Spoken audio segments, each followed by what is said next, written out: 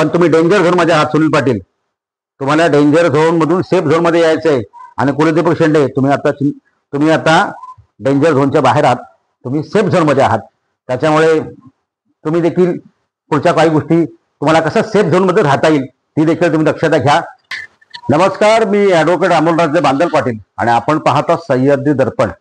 पुन्हा एकदा खोपोली नगरपालिकेच्या नगराध्यक्ष पदाच्या जे उमेदवार आहेत त्यांच्यावर आपण बोलणार आहोत. आणि बोललं पाहिजे, कारण घटना अशा काही घडामोडी काल अशा घडलेल्या आहेत, अतिशय तातडीने सगळ्या घडामोडी घडल्या. त्याच्यामुळे एक वेगळंच वातावरण तयार झालेलं आहे.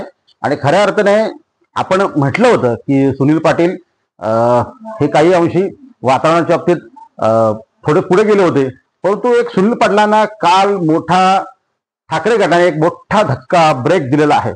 काल सायंकाळी अर्ज मागे घेण्याची मुदत होती 3 वाजेपर्यंत आणि अखेर परिवर्तन विकास आघाडीमधून उद्धव बाळासाहेब ठाकरे हा ठाकरे गट शिवसेनेचा हा परिवर्तन आघाडीतून बाहेर पडलेला आहे. त्याच्या बातम्या सगळ्या तुम्ही काल बघितल्या असतील. आणि अतिशय महत्वाची आणि मोठी बातमी हीच आहे की राष्ट्रवादीला खोपोली शहरामध्ये ठाकरे गटाचा एक मोठा आधार निर्माण झाला होता. हे सगळे एकत्र आले होते शिवसेना भाजपच्या विरोधात, परंतु कुलदीपक शेंडे यांच्या विरोधात हे सगळे एकत्र आले असताना ठाकरे गट अचानक पद्धतीने काल त्यांनी तातडीने पत्रकार परिषद घेतली. उपजिल्हा प्रमुख नितीन सावंत, तालुका प्रमुख एकनाथ पिंगळे, संपूर्ण टीम, त्यांनी 11-12 जे उमेदवार दिले सगळे उमेदवार होते आणि त्यांच्या वाटाघाटी अयशस्वी झाल्या. त्याच्यामुळे अगदी संतापलेल्या आणि आपला आक्रमक बाण्याने ठाकरे गट यांनी काल पत्रकार परिषद घेऊन आपण राष्ट्रवादी शेतकरी कामगार पक्ष यांची जी काही परिवर्तन विकास आघाडी आहे त्याच्याबद्दल आपण बाहेर पडत असल्याची मोठी घोषणा केली. या घोषणेने नेमकं झालं काय माहिती का? सुनील पाटील यांचं टेन्शन प्रचंड वाढलेलं आहे. राष्ट्रवादीचे उमेदवार सुनील पाटील यांचं टेन्शन प्रचंड वाढलेलं आहे. आणि शिवसेना शिंदे गटाच्या बाबतीत म्हणावं तर त्यांच्या गोडात एक आनंदाचं वातावरण निर्माण झालेलं आहे. काल सायंकाळी जशा पत्रकार परिषद झाली आणि त्या बातम्या सगळ्या माध्यमात चमकल्या, आल्या, बाहेर पडल्या, त्यानंतर एक परसेप्शन झालं, एक मार्केट, एक म्हणजे मतदारसंघामध्ये ह्या खोपोली शहरामध्ये कुलदीपक शेंडे यांचं पारडं जड म्हणण्यापेक्षा त्यांच्या बाबतीत तो शेअर बाजार जसा वधारतो तसं कुलदीपक शेंडे यांच्या बाबतीत झालेलं आहे. कुलदीपक शेंडे यांचा ग्राफ आता वरती गेलेला आहे. एकूणच नियोजनबद्ध प्रचाराची सुरुवात कुलदीपक शेंडे यांच्या माध्यमातून करण्यात आलेली आहे. आणि सुरुवात देखील ते प्रचारात देखील त्यांनी आघाडी घेतली होती आणि ती आहेच. शिवसेनेच्या बाबतीत बोलायचं झालं तर त्यांनी प्रचारात आघाडी घेतली आहे. कुलदीपक शेंडे यांचे सगळे कार्यकर्ते, आमदार स्वतः मैदानात उतरलेले आहेत, रस्त्यावर उतरलेले आहेत. आणि जातीने लक्ष येतात. 2 आमदार आहेत, प्रशांत ठाकूर, महेंद्र थोरवे, ही संपूर्ण टीम शिवसेनेची अतिशय चांगल्या पद्धतीने शहरात काम करताना आपल्याला बघायला मिळते, आढळते. त्याच्यामुळे कुलदीपक शेंडे यांच्या बाबतीत शहरात आजच्या घडीला चांगलं वातावरण बनलेलं आहे. त्या वातावरणाच्या बाबतीत, एकूणच वातावरणाच्या बाबतीत कुलदीपक शेंडे हे आता डेंजर झोनच्या बाहेर पडलेले आहेत, ते सेफ झोन मध्ये गेलेले आहेत. परंतु कालच्या परिवर्तन विकास आघाडीला जो ठाकरे गटाने मोठा ब्रेक, धक्का, एक मोठा बॉम्ब टाकला की आम्ही आता तुमच्यासोबत नांदणार नाही, आपला संसार मोडला, आम्हाला तुमच्याबरोबर संसार करायचा नाहीये, तुम्ही आम्हाला किंमत देत नसाल, तुम्ही आम्हाला मोजत नसाल, तुम्ही आम्हाला गृहीत धरत असाल तर आमची ताकद जी काय आहे ती तुम्हाला दाखवून देण्यात येईल. ही इथपर्यंत भाषा काल गेलेली आहे ठाकरे गटाच्या नेत्यांची. अतिशय संतप्त अशा भावना त्यांच्या आहेत. कार्यकर्ता देखील त्यांचा नाराज झालेले आहे.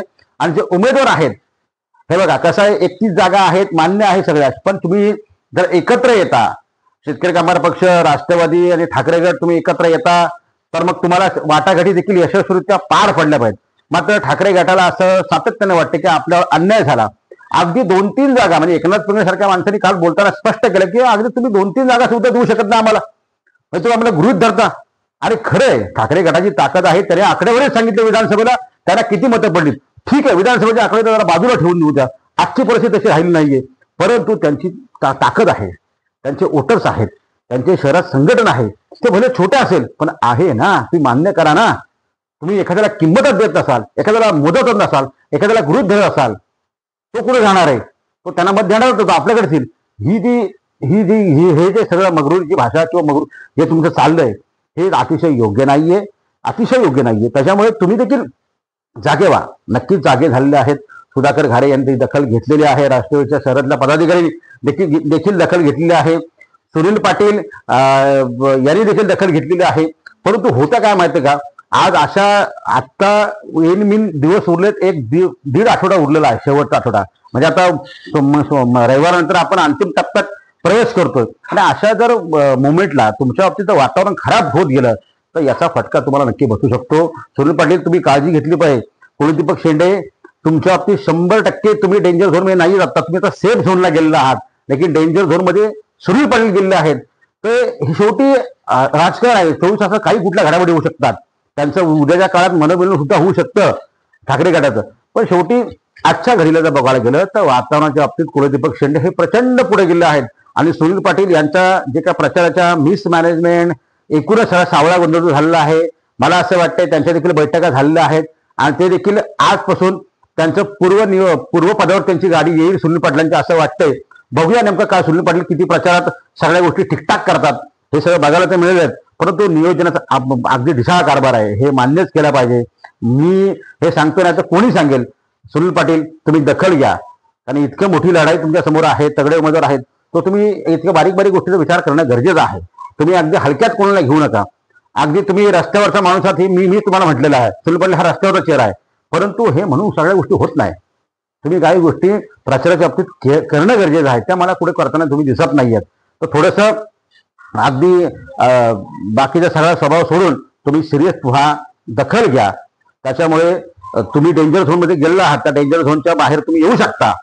अजून दिवस गेलेले नाहीयेत, तुम्ही कुठल्या क्षणी येऊ शकता. ठाकरे गटाच्या बाबतीत तुम्हाला काय असेल, त्यांना मानवाचं असेल किंवा काय गोष्टी असतील त्या तात्काळ करून घ्या.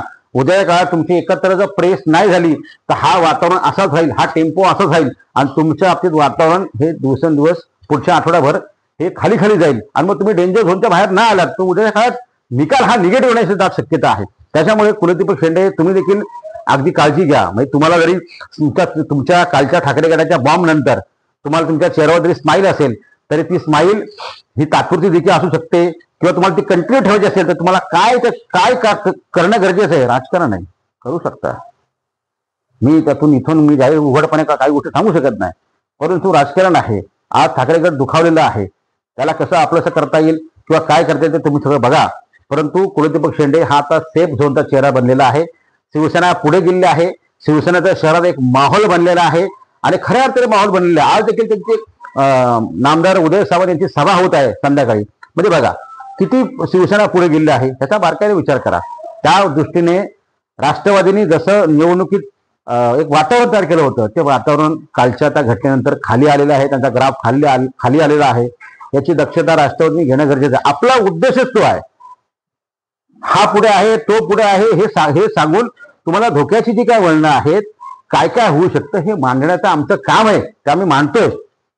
थोडं कटू आहे, कडवट आहे, पण सत्य आहे. हे स्वीकारा. तर तुम्ही स्वीकाराल एवढे मी देखील अपेक्षा व्यक्त करतो. सुधाकर भाऊ हे तज्ज्ञ सुज्ञ आहेत, त्यांना काय केलं पाहिजे काय नाही ते देखील सुज्ञ आहेत.